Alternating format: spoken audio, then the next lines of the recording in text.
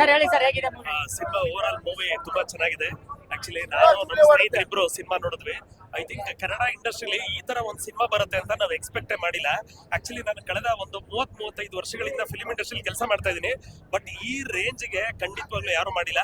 ಇದು ತ್ರಿಮೂರ್ತಿ ಶಿವನ್ಗೆ 3 ಕಣ್ಣು ಇರುತ್ತಲ್ವಾ, ಆ ರೀತಿ ಶಿವಣ್ಣ ಆಗ್ಬೋದು, ಮತ್ತೆ ಉಪೇಂದ್ರ ಅವರಾಗಿರ್ಬೋದು, ಸೂಪರ್ ಸ್ಟಾರ್ ಉಪೇಂದ್ರ, ಮತ್ತೆ ಇವರು ಶೆಟ್ಟರ್ಗಳೆಲ್ಲ ಸೇರ್ಕೊಂಡು ಒಂದು ಅದ್ಭುತವಾದ ಸಿನಿಮಾ ಮಾಡಿದ್ದಾರೆ.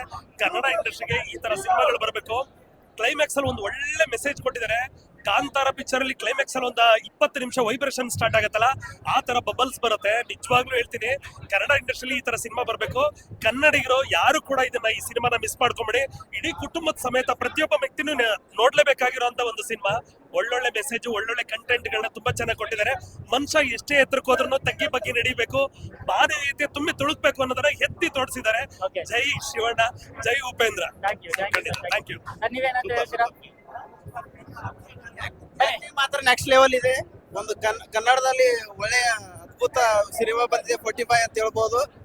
ಆಕ್ಟಿಂಗ್ ಮಾತ್ರ ಸಖತ್ತಾಗಿದೆ ಅಂತ ಹೇಳ್ಬೋದು. ಶಿವರಾಜ್ ಕುಮಾರ್ ಮನ ಮೆಚ್ಚಿದೆ ಹುಡುಗಿಯಿಂದ. ಇಷ್ಟವರೆಗೆ ಯಾವ ಪಿಕ್ಚರ್ ನೋಡಿಲ್ಲ, ಬರೀ ಶಿವರಾಜ್ ಕುಮಾರ್ನೇ ನೋಡ್ಕೊ ಬಂದಿರೋದು. ಸಿನಿಮಾ 45ನೇ ಶಿವಣ್ಣ ಅವರ ಸಿನಿಮಾ ಸೂಪರ್ ಟ್ಯೂಪರ್ ಆಗಿ ಮಾಡಿದ್ದಾರೆ. ಅವರು ಎನರ್ಜೆಟಿಕ್ ಆಗಿ ಮಾಡಿದ್ದಾರೆ. 62ನೇ ವರ್ಷದಲ್ಲಿ ಅವರ ಅಮೋಘ ಅಭಿನಯ ಶ್ಲಾಘನೀಯವಾಗಿದ್ದಾರೆ. ನಮ್ಮ ಭಾರತ ಚಿತ್ರದಲ್ಲಿ ಶಿವಣ್ಣ ಅವರು ಯಾತ್ರಿಕ ಆಗಿ 45ನೇ ಚಿತ್ರ ಭಾರಿ ಯಶಸ್ವಿಯಾಗಿ ಶಿವನ್ ಪಾತ್ರ ಅಮೋಘವಾಗಿ ಮಾಡಿದ್ದಾರೆ. ಉಪೇಂದ್ರ ಅವ್ರದ್ದು ಹೇಗಿದೆ? ಉಪೇಂದ್ರ ಅವರು ಚೆನ್ನಾಗಿದೆ, ಪ್ರತಿಯೊಬ್ರು ಚೆನ್ನಾಗಿ ಮಾಡವ್ರೆ, ಯಾವ್ದು ಏನಿಲ್ಲ. ನಮ್ಮ ಅರ್ಜುನ್ ಜರ್ನಿ ಅವರನ್ನು ಡೈರೆಕ್ಷನ್ ಭಾರಿ ಚೆನ್ನಾಗಿದೆ, ಮ್ಯೂಸಿಕ್ ಚೆನ್ನಾಗಿದೆ. ಅಲ್ಲ, ಫಸ್ಟ್ ಡೈರೆಕ್ಷನ್ ಅನಿಸ್ತಿದ್ಯಾ ಅಂತ? ಇದು ಫಸ್ಟ್ ಡೈರೆಕ್ಷನ್ ಅನಿಸ್ತಾ ಇಲ್ಲ, ಚೆನ್ನಾಗಿದೆ. ಓಕೆ, ಅದಕ್ಕೆ ಥ್ಯಾಂಕ್ ಯು. ಸೂಪರ್ ಆಗಿದೆ ಮೂವಿ, ಸಖತ್ತಾಗಿದೆ. ಶಿವರಾಜ್ ಕುಮಾರ್ ಆಕ್ಟಿಂಗ್ ಸಖತ್ತಾಗಿದೆ.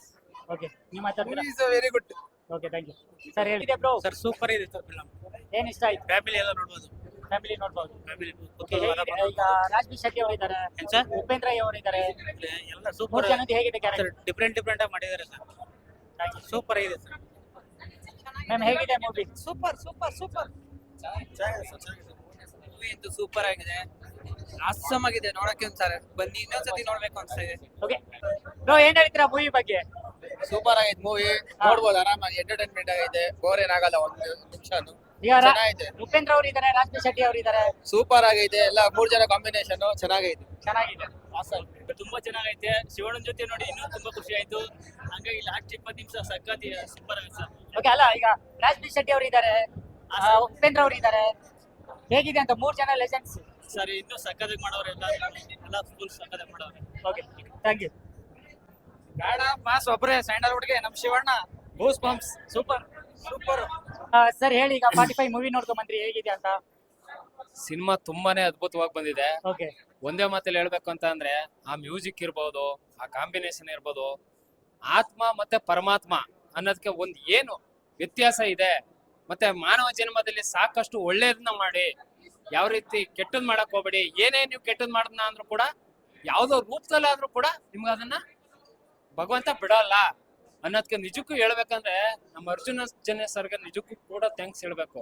ಯಾಕಂದ್ರೆ ಫಸ್ಟ್ ಡೈರೆಕ್ಷನ್ ಆದ್ರೂ ಕೂಡ ಇಷ್ಟು ಅದ್ಭುತವಾಗಿ ಒಳ್ಳೆ ಎಮೋಷನ್ ನಲ್ಲಿ ಎಂತವ್ರಿಗೂ ಕೂಡ ಏನ್ ಆಗ್ಬೋದು ಅನ್ನೋ ಒಂದು ಕಾತುರತೆ ಅನ್ನೋದು ತುಂಬಾ ಬರುತ್ತೆ. ಯಾಕೆಂದ್ರೆ ಇಲ್ಲಿ ತಗೊಂಡಿರೋದು ಇಬ್ರು ಅದ್ಭುತವಾದಂತ ಸ್ಟಾರ್ ನಟರನ್ನ, ಸಣ್ಣ ಪುಟ್ಟವ್ರನ್ನಲ್ಲ. ಸಣ್ಣ ಪುಟ್ಟರಾದ್ನ ಅಂದ್ರೆ ಏನಾಗುತ್ತೆ ಏನೋ ಅನ್ನೋದು ಒಂದು ಕ್ಯೂರಿಯಾಸಿಟಿ ಇರುತ್ತೆ. ಹೌದು, ಇಡೀ ಇಂಡಸ್ಟ್ರಿನೇ ಒಂದು ಎತ್ತಿ ಹಿಡಿದಿರುವಂತಹ ನಿಜವಲ್ಲೂ ಅದ್ಭುತವಾದಂತಹ ಸ್ಟಾರ್ ನಟರುಗಳನ್ನ ಇಲ್ಲಿ ಆಯ್ಕೆ ಮಾಡಿರೋದು. ಇದು ಸಾಮಾನ್ಯವಾದ ಮಾತಲ್ಲ. ನಿಜಕ್ಕೂ ಸಿನಿಮಾನ ಅರ್ಥ ಮಾಡ್ಕೊಳ್ಬೇಕು. ಅರ್ಥ ಮಾಡ್ಕೊಂಡು ಸಾಧ್ಯವಾದಷ್ಟು ಮನ್ಸ ಜನ್ಮನ ಆಗಿರೋರು ನಾವು ಇವತ್ತು ಸಾಧ್ಯವಾದಷ್ಟು ಒಳ್ಳೇದನ್ನ ಬಯಸೋಣ. ಕೈಲಾದ್ರೆ ಒಂದ್ ಸಹಾಯ ಮಾಡೋಣ, ಕೆಟ್ಟದಂತೂ ಮಾಡೋದ್ ಬೇಡ. ನಿಮ್ ಕೈಲಾದ್ರೆ ಸಹಾಯ ಮಾಡಿ, ಕೆಟ್ಟದಂತೂ ಮಾಡಕ್ ಹೋಗ್ಬೇಡಿ. ಇಂತಿ ನಿಮ್ಮ ಪ್ರೀತಿಯ Karnataka special Raj good teams, ಗಾಯಕರು, ನಟರು, ಒಳ್ಳೇದಾಗ್ಲಿ. ಅಲ್ಲ ಈಗ ಇಬ್ಬರು ನಟರಿಗೆ ಇವಾಗ ಥ್ಯಾಂಕ್ಸ್ ಹೇಳಕ್ ಸರ್, ಇಷ್ಟಪಡ್ತಾರೆ. ಒಂದ್ ನಿಮಿಷ, ಇವಾಗ ಫ್ಯಾನ್ ವಾರ್ ಎಲ್ಲ ನಡೀತಿದೆ, ಅದ್ರ ಬಗ್ಗೆ ಏನಂತೀರಾ? ಸರ್, ಈ ಫ್ಯಾನ್ ಯಾರ್ ಅನ್ನೋದು ನೋಡಿ, ನನ್ನ ಅಭಿಮಾನದಲ್ಲಿ ಹೇಳ್ಬೇಕಂದ್ರೆ ಇಡೀ ಚಲನಚಿತ್ರ ರಂಗದಲ್ಲಿ ಪ್ರತಿಯೊಬ್ಬರಿಗೂ ಕೂಡ ಫ್ಯಾನ್ಸ್ ಇದ್ದಾರೆ. ಯಾರಿಗಿಲ್ಲ ಇವತ್ತು? ಯಾರಿಗಿಲ್ಲ? ಈಗ ನಾನು ಸ್ಪೆಷಲ್ ರಾಜ್ ಅಂತ ಅನ್ಬಿಟ್ಟು ಒಂದ್ 25 ವರ್ಷದಿಂದ ನಾನು ಇಂಡಸ್ಟ್ರಿನಲ್ಲಿ ಏನೋ ಒಂದ್ ಹೆಸರಲ್ಲಿ ಹೋಗ್ತಾ ಇದೀನಿ. ಗೊತ್ತಿಲ್ಲದಾಗ ನಮಗೂ ಫ್ಯಾನ್ಸ್ ಇರ್ತಾರೆ. ಹಂಗ ಅನ್ಬಿಟ್ಟು ಇದು ವಾರ್ ಮಾಡೋದು ದೊಡ್ಡ ವಿಷಯ ಅಲ್ಲ. ಈ ವಾರಗಳು ದೊಡ್ಡ ವಾರಗಳಾಗ್ತವೆ ಅಷ್ಟೇ ಹೊರ್ತು ಕಾನೂನು ಪ್ರಕಾರ ಅವ್ರವ್ರಗಳೇ ಅನುಭವಿಸ್ಬೇಕಾಗುತ್ತೆ ಹೊರ್ತು ಇದು ಯಾವುದೇ ರೀತಿ ಇದು ಸರಿ ಬರಲ್ಲ. ಎಲ್ಲಾರನ್ನು ಪ್ರೀತಿಸಿ ಎಲ್ಲಾರನ್ನು ಗೌರವಿಸಿ ಯಾವ್ದೋ ರೀತಿಲಿ ಕಾರಣ ಸಮಯ ಸಂದರ್ಭ ಬಂದು ಮನ್ಸಿನಲ್ಲಿ ಎಂತವ್ರಿಗೂ ಕೂಡ ಸಮಸ್ಯೆ ಅನ್ನೋದು ಬರುತ್ತೆ. ಪರಿಸ್ಥಿತಿಗಳು ಸಮಸ್ಯೆಗಳು ಹಂಗ್ ಮಾಡಿರುತ್ತೆ ಅಷ್ಟೇ. ಯಾಕಂದ್ರೆ ನನ್ನ ಜೀವನದಲ್ಲೂ ಕೂಡ ಕಾನೂನು ವಿಚಾರದಲ್ಲಿ ಹೇಳಿದ್ರೆ ನನಗ್ ಲೆಕ್ಕನೇ ಇಲ್ಲ ಕಾನೂನು ವಿಚಾರದಲ್ಲಿ. ಅದಕ್ಕೇನೆ ಯಾವತ್ತೂ ನಾವು ಕಾನೂನು ಪ್ರಕಾರನೇ ಹೋಗ್ಬೇಕು ಹೊರತು ಕಾನೂನು ಬಾಹಿರವಾಗಿ ಹೋಗ್ಬಾರ್ದು. ಅದಕ್ಕೋಸ್ಕರ ನಾನು ಕಾನೂನು ಹೋರಾಟಗಾರ ಅಂತ ಇತ್ತೀಚೆಗೆ ನಂದೊಂದು ತಿಂಗಳಿಗೊಂದು ಕಾರ್ಯಕ್ರಮ ಮಾಡ್ತೀನಿ. ಒಬ್ಬ ಆರ್ಕೆಸ್ಟ್ರಾ ಓನರು, ರಾಜ್ಯ ಟೀಮ್ ತರ ಮಾಡಿದೀನಿ. ನನ್ನ ಉದ್ದೇಶನೇ ನನಗಾದಷ್ಟು ನೋವು, ಸಂಕಟ, ಅವಮಾನಗಳು ಇಡೀ ಕರ್ನಾಟಕ ರಾಜ್ಯದಲ್ಲಿ ಆಗ್ಬಾರ್ದು ಅನ್ನೋದೇ ನನ್ನ ಒಂದು ಉದ್ದೇಶ.